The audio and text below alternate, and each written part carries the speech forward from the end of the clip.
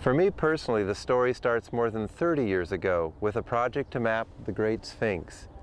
I came originally as a year abroad student at the American University in Cairo in 1973, but I was also kind of a new ager, caught up with ideas of the lost civilization of Atlantis and pursuing the legend of its Hall of Records said to be buried underneath the Sphinx. After working for several archaeological projects throughout Egypt, the American Research Center in Egypt backed me in a project to map the Sphinx, every stone to scale.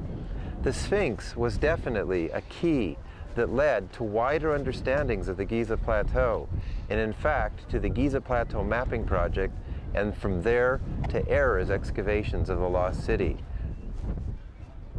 From 1979 to 1983, this was my field office, between the outstretched paws of the Great Sphinx.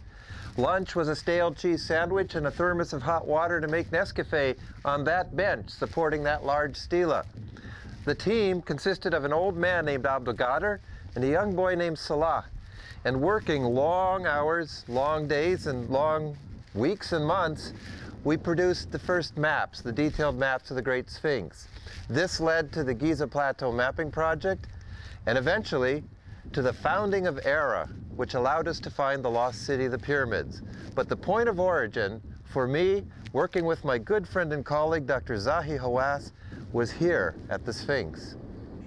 When we excavate any ancient surface in modern archaeology, we map it to the nth detail. For example, here from the Lost City excavations are two bakeries surrounded by an ancient surface, and we've mapped every single sherd, every single stone to a very large scale.